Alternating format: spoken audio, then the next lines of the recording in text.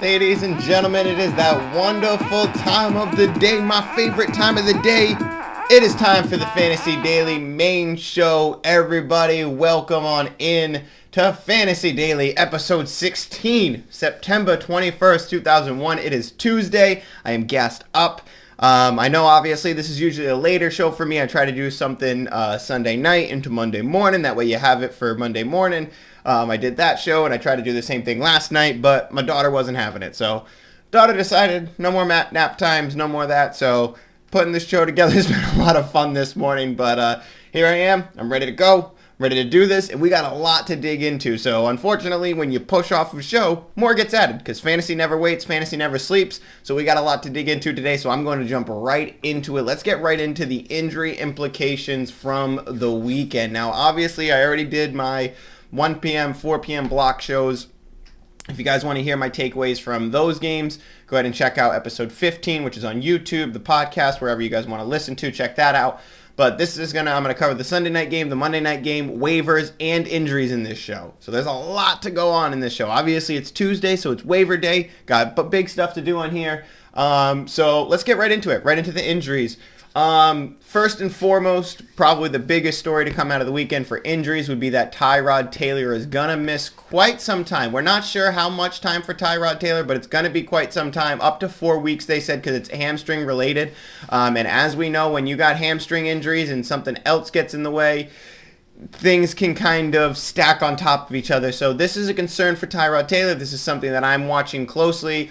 Unfortunately, one of my big takeaways from this weekend is that I'm starting to become a fan of Tyrod Taylor in Houston. And then, of course, right as soon as that happens, he hits with the hamstring injury. So there's that. Up to 4 weeks for Tyrod Taylor. So if you have Brandon Cooks, I would be skeptical. I would keep rolling out Brandon Cooks, but I would still be skeptical. I'm still not in on any of the running backs there. So even if Tyrod Taylor does miss time and something like that happens, I'm out on the running backs still over there in Houston. Jarvis Landry has an MCL sprain, which could be 2 to 3 weeks. Now, MCL sprains tend to be 2 to 4 weeks, but they said it's on the minor side. So I tend to actually believe the coach speak here, which usually when coaches talk about injuries, it's always best case scenario. But I actually do believe in Stefanski on this one when he says it could be about 2 to 3 weeks for Landry. So prepare for that. As far as the Donovan Peoples-Jones and Rashad Higgins, I lean the way of Rashad Higgins for those few weeks that while Jarvis Landry's out, but he's not somebody who's on my waiver, my waiver watch, I guess we'll call it. I would definitely wait and see if I can pick up somebody better like a Michael Pittman, something else, and then if I lose my waiver claim on those, hopefully I can get somebody like Rashad Higgins for free, don't have to spend any fab dollars on it, or if you're in a league where waivers clear and then everybody's a free agent, you can go ahead and scoop them up for nothing. So that's what I would try to do if I, while looking at these people. But I know that once Jarvis Landry leaves, everybody's like, oh, who's the guy to go to? I actually believe that it'll be more tight end based than it will Rashad Higgins and Donovan Peoples-Jones. But it's one of those situations, just like in Denver, between Rashad Higgins and Donovan Peoples-Jones, where I'll flip a coin. I lean the side of Rashad Higgins, but it's up to you guys where you want to lean. Amari Cooper, he had an off day for the people who were high on him like me. He picked up the rib injury later on in the game, so we wanted to wait for that update. They do say it's minor, but we're still waiting on tests from that, so I'm hoping that those come through soon. Deontay Johnson had an injury, Deontay Johnson had an injury that's to be determined still. It's not a minor injury, but it's not a serious injury, so we still have to wait for news on that one. But they did come out and say this morning that it is not going to be a best case scenario for Deontay Johnson. So keep an eye out on that. If you have Chase Claypool and Juju, obviously they get a bump up in rankings, which Juju desperately needed. But Deontay Johnson himself, I meant that game that Juju just put up, he desperately needed that. Deontay Johnson, you're probably going to miss him for a few weeks, so hopefully your IR spot's cleared up and you can go ahead and grab one of these wide receivers if you need them for this weekend.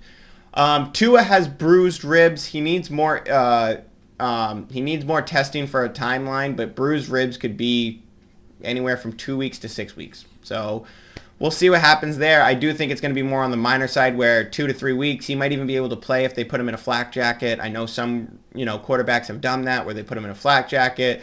They roll him out there and they say, okay, see what you can do. And, if it's bad by the second quarter, then we'll pull you, So that's what I expect to happen with Tua. I think they play Arizona this week. I can't remember who Miami plays this week. But yeah, I kind of do expect Tua to be out there. Carr had an MRI. Gruden says he'll be able to play. So Carr, super underrated. I just got a tweet from one of those guys who just, came out and said he's super underrated and gave all his stats. And I agree. You know what I mean? He could be one of those fantasy quarterbacks that, like Daniel Jones, nobody talks about him, but he's actually super consistent this year. So we'll see with that. He should be able to play. They're very optimistic. Josh Jacobs is very questionable, says John Gruden. So that means out. So expect that. Josh Jacobs is going to be out this week. I'm still hands off of Kenyon Drake and Peyton Barber. If you have to start Kenyon Drake, go ahead and do it because, you're in a deeper league and you need something in a flex spot, double flex, 2 running back, whatever it may be. So if you need to start Drake, I get it, but I'm still trying to get away from anything on the Raiders running backs without Josh Jacobs there. Zach Ertz went to COVID reserve. We will talk about him a little bit later today. Duke Johnson and Lamar Miller both visited with San Francisco yesterday, so some more veterans going to San Francisco to try to pad what they have over there as far as injuries. But we still don't have any confirmation yet on if either one of them signed. So we'll probably see both of them end up on the practice squad, or at least one of them end up on the practice squad. Andy Dalton has a bone bruise in his knee. Now this is weird because a bone bruise, it depends on how bad the bruise is. You know what I mean? It's basically same thing as when you get a bruise. You know what I mean? Some are really bad, some are not so bad. Some you can just look at and go, oh, I didn't even realize I had that. And some are, oh my God, that's painful. I can't go to work today. So he has a bone bruise in his knee. I do expect to see Fields at least this week from the way they were talking about it. But if I was Matt Nagy and my job was on the line, I might be putting Andy Dalton on the bench and going, hey, well, just wait a second. You know what I mean? Let's see what happens here. Let's pump the brakes. We want to make sure you're healthy. Just any excuse to put Fields in after you signed Andy Dalton made a huge mistake. So if I was Matt Nagy, I'd be taking this opportunity and running with it and putting Justin Fields in.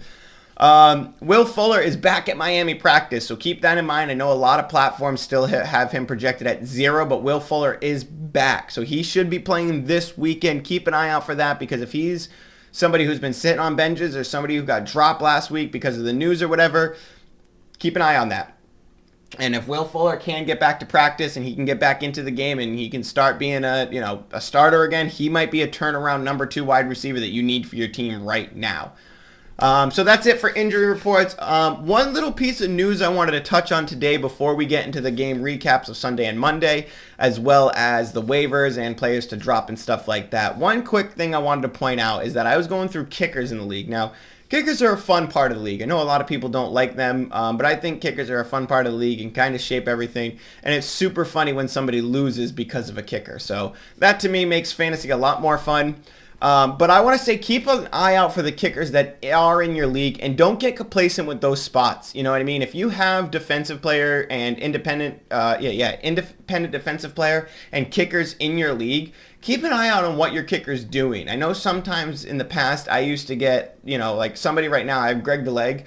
I haven't even checked his score the last 2 weeks because I won both weeks, but I haven't even checked his score. And there's 100 better, kickers out on the waiver wire. So go ahead and take a look at that. I know in my league, my smaller league, it's an 8-man league. I had, there was 12 out of the top 12 kickers. Only 2 were rostered. Only 2, Greg the Leg and Matt Gay. Only those 2 were rostered. So keep an eye on out for that. It's a position. You know what I mean? It's hard to tell, but if you have a team who's, a high-scoring team and they're going up against a bad defense, then that's one of those things that you can kind of grab and put in there for the week. And, if you drop a kicker, who cares if you drop a kicker? You get another one, there's a million of them. So keep an eye on that. Remember, don't get complacent with those spots. They do score points. So if you have that in your league, take advantage of it and keep looking at it. Treat it like a running back wide receiver spot. Look at the rankings every single week. Look who's being consistent. Match it up to what you have and if it's worth the swap out, So yeah, just keep an eye out for that. All right. Jumping into Sunday and Monday. Now, I want to scream through this so I at least have 10 minutes to talk about the players to drop and the players that I have on my waiver wire and their rankings. So let's get first into Sunday Night Football. Now, that was a great game. We all always just think that Kansas City's going to do it. So to see Lamar Jackson finally get a win over Patrick Mahomes and the Chiefs, you love to see it. So my biggest takeaway from this game, and it's probably going to be a weird one for everybody, but it's Clyde Edwards-Helaire. And my doc note and his nickname in my league now is Beware Hilaire, because this might be one of those players who hurts your feelings because of how much you put into him. You're not going to be able to trade him now. You're not going to be able to get what you want for him. If you're willing to pull the Band-Aid and get a separate running back that you like more and somebody's willing to make the trade for the Kansas City offense, I say do it. But I would be very, very skeptical of Clyde Edwards-Helaire. I am very skeptical of Clyde Edwards-Helaire going forward. This should have been one of those games where he was used a lot, and it's not like the game got away from them. He just is not a huge part of the game plan. One of the another fantasy outlet, Fantasy Footballers, Andy Holloway, he posted a tweet on Sunday night about the game, and he listed a bunch of running backs, and he said, in order to be a number one running back, you have to be a focal point of the offense. The team is everything with you and nothing without you. You know what I mean? And then he went on to say that Clyde Edwards-Helaire is completely peripheral, which first of all, amazing use of the word peripheral. But second of all, he's right. You know what I mean? This team does not need Clyde Edwards-Helaire to succeed. Titans need Derrick Henry. New Orleans needs Alvin Kamara. You know what I mean? Like, these teams need those players to succeed. And for Clyde Edwards-Helaire, he can disappear and the team doesn't really look much different. You know what I mean? And even though Kansas City lost this game very closely, I don't think Clyde Edwards-Helaire getting into this game would have affected it at all. They still would have lost. So it's really, I drafted Clyde Edwards-Helaire in my trophy league. I'm sad that I have him, but he's sitting on my bench and I'm playing DeAndre Swift over him until further notice. So one of those guys that it hurts. He's on your team. He's there. He's probably in your running back 2 spot. And if you can trade him for a wide receiver, remember, points are points. And Clyde Edwards-Helaire has never broke 25 points in his fantasy career. So I don't know when it's coming, but I'm not counting on it. It's hard for me to get 20 points out of Clyde Edwards-Helaire. I can't rely on 15, and I'm expecting more of a 10 to 12 point day. And then I still don't even get that on Sunday night. So I'm really out on Clyde. And I know it's week 2. But from what you see, the usage, the way that the team operates, they don't need him like that. So it's tough for me to look at that team like Detroit. They need DeAndre Swift. They need Jamal Williams. You can see it. Even though they're not a good team, you can see that they need that player, so the volume's going to be there. They don't need Clyde. They don't need Clyde at all. So as much as I was hyped about Andy Reid, hopefully LaShawn McCoy, Brian Westbrook rebirth, it didn't happen, and it's time to throw in the towel on Clyde. I traded him last year to get James Robinson. It's the same thing now. It's the same thing.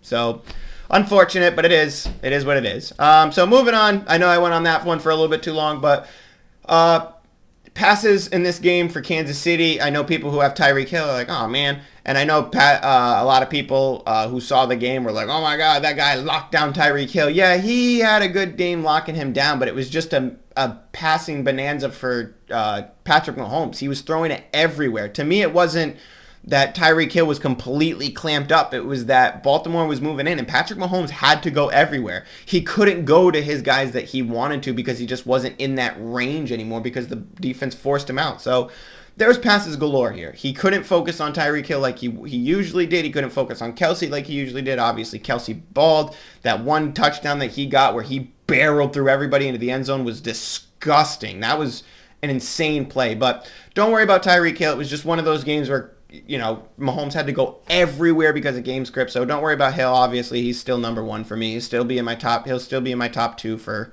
rankings going into week 3. Pringle and Robinson got the touchdowns. Kelsey's very good.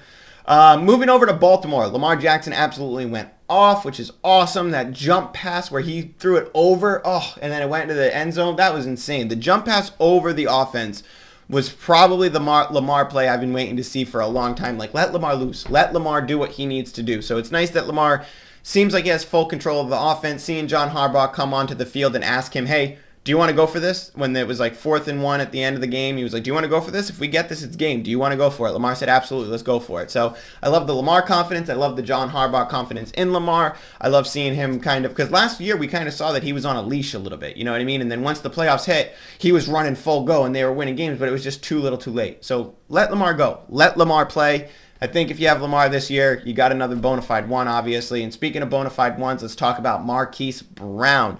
With Lamar playing like this, he's clearly getting better at passing and clearly has a favorite in Marquise Brown. Marquise Brown, I'm putting my stamp on it now, is officially a wide receiver 1/2 for the rest of the season. He's going to have his down games, but he's going to have these games where he just explodes for 20 points, 25 points. And it's going to happen 5 or 6 more times, 7 more times this year because it's not Andrews anymore, it's Marquise Brown. And Marquise Brown is everywhere. He's playing incredible.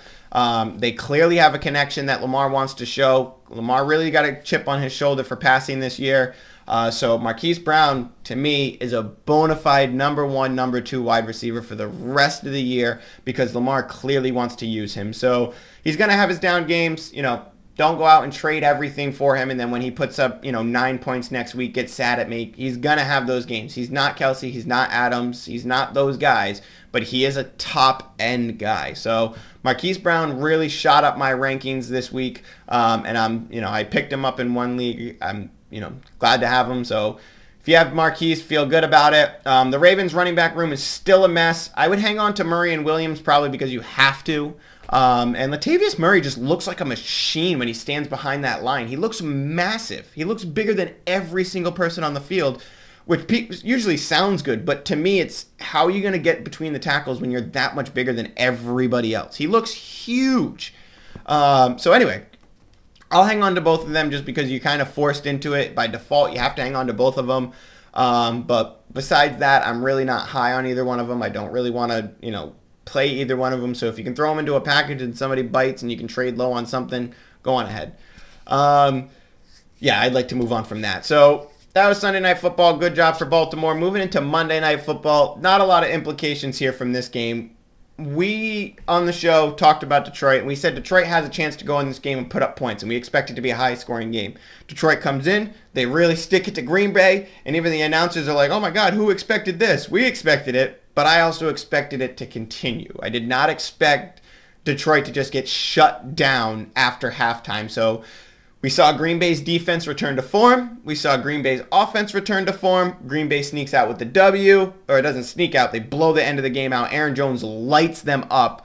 So Detroit couldn't do anything in the second half. They couldn't stop Aaron Jones. They couldn't stop the offense. They couldn't get anything going on offense. And this is another one of those situations where I have to allude back to DeAndre Swift and Jamal Williams. Clearly the team is better when they're getting them involved. Now, fortunately, as DeAndre Swift manager, I saw last night that DeAndre Swift is the clear one. It's not a timeshare in this one. Jamal Williams was there to spell DeAndre Swift, but they also gave him some of his own opportunities. So here, Jamal, you got to drive here, you got to drive there, stuff like that. But DeAndre Swift still is the guaranteed number one. I would still roster both of them, but Jamal Williams is more of a flex option now, and I'm willing to look at somebody else during that week and not completely say, okay, Jamal Williams, I need him in my flex. Whereas last week I was saying it, play both of them. If you have both of them, play both of them. So there's that. I'm willing to move Jamal Williams in and out now, but DeAndre Swift for me is an every week starter because when they need it, they go to him, and he's clearly the one. So that's awesome on that side. TJ Hawkinson blew up, had a great game. Hopefully he won you the week. If you needed the points on Monday, hopefully he got you that. Quentin Cephas caught another touchdown in this, and he looks to be the wide receiver that Jared Goff likes going to. And even when Tyrell Williams comes back, I think I want Quentin Cephas over Tyrell Williams. So we'll see how that goes. But Quentin Cephas is definitely a name that I want to look at because he's had 13 targets the last 2 weeks and touchdowns in both games.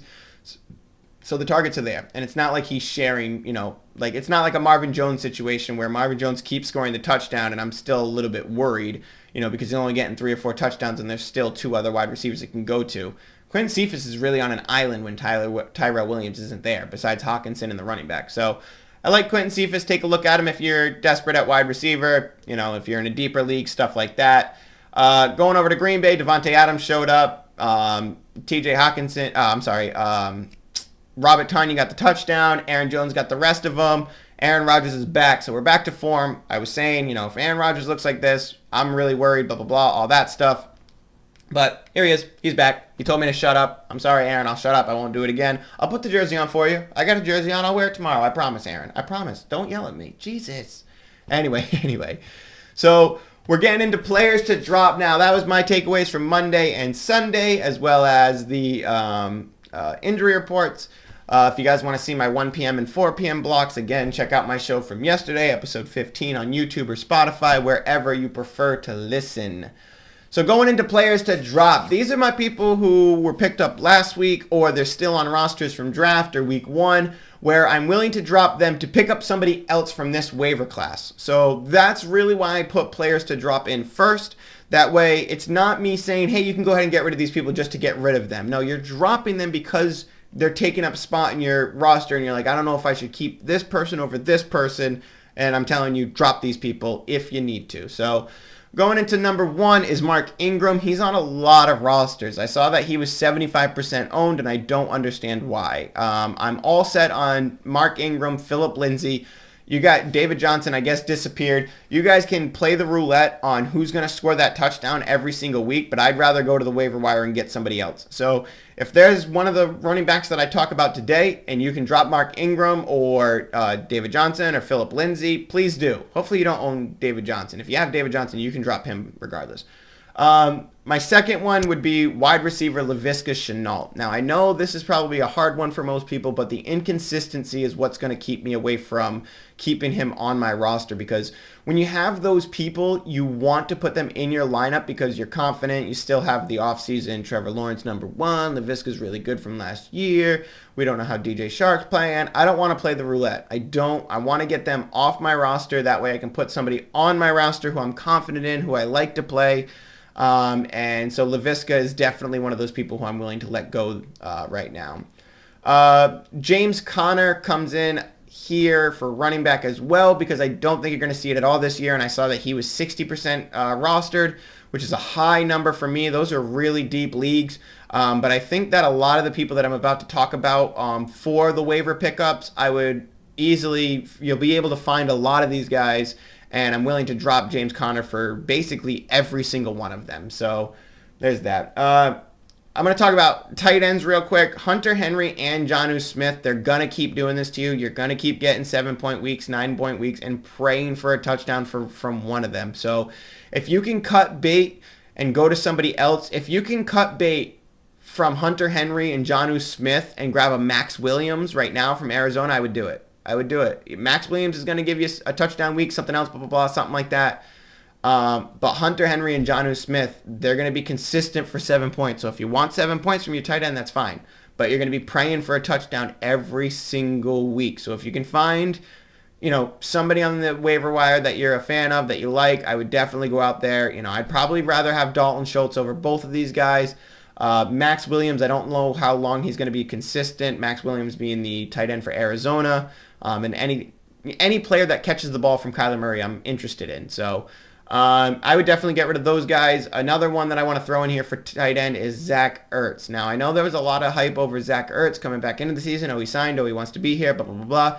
Dallas Goedert's clearly the one with Zach Ertz being a relief. We haven't seen any play from Zach Ertz, and his best play was in the preseason. Now he moves to COVID reserve, which is he has a chance to play this week. They might healthy scratch him. They might keep him out.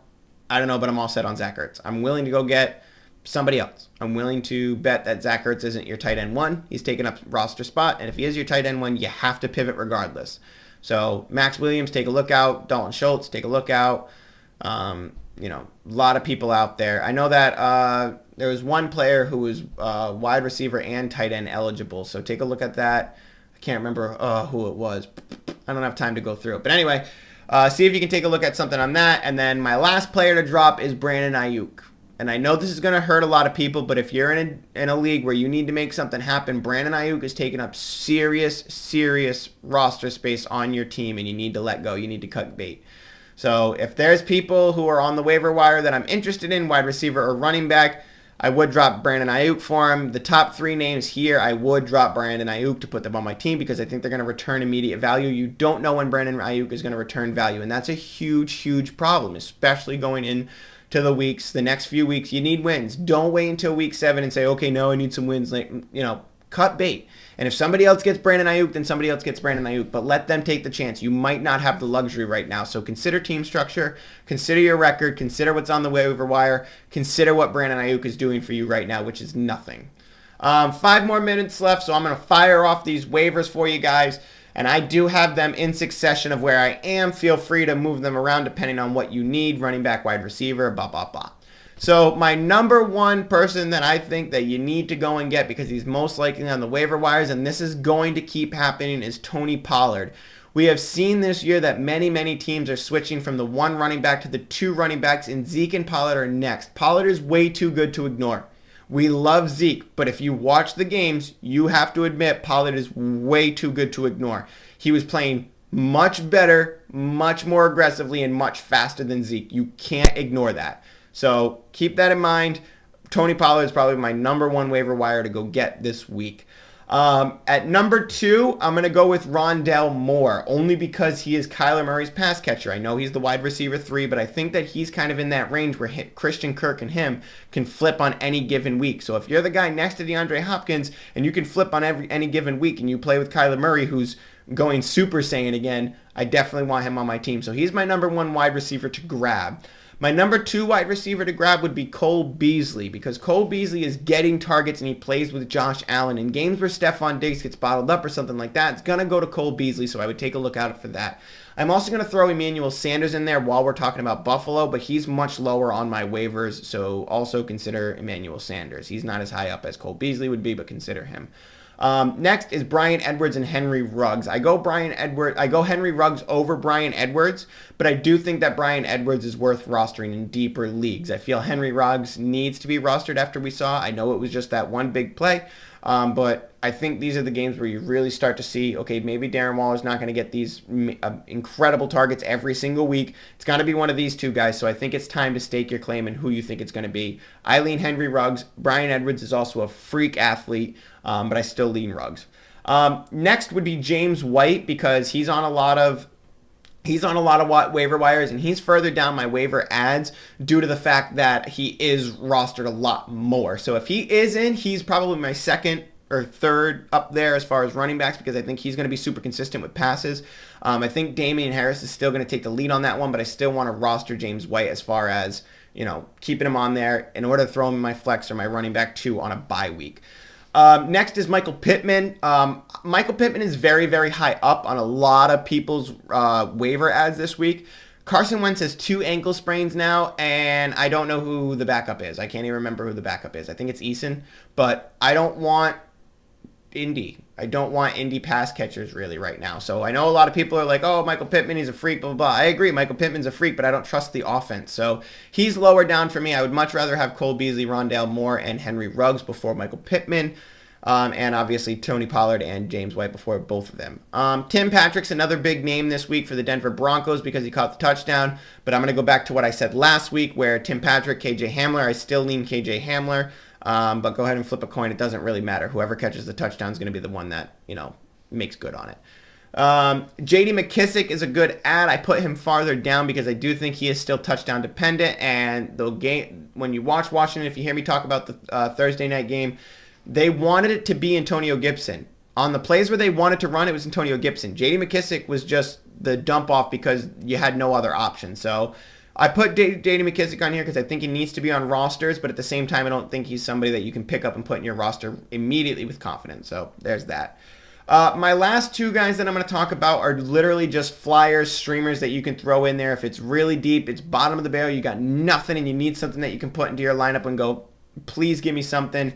And that's Darius Slayton from the Giants and Quinton Cephas from the Detroit Lions. So Cephas, we talked about in the recap. He's going to get those scores. He seems to be a favorite. He might even still be a favorite when Tyrell Williams comes back. And then Darius Slayton, I think he's becoming the 2. I think Kenny Golladay is getting pushed down, and we need to realize that in this 3 wide receiver offense, Kenny Golladay may get pushed down by the two people who have been there for the longest. So Darius Slayton, I think he's a good, speculatory ad. If you need it, put it far down on your rosters and all that stuff. So it all depends on what your team structure is, whether or not you need running back or wide receiver, stuff like that. But that's it for today's show, everybody.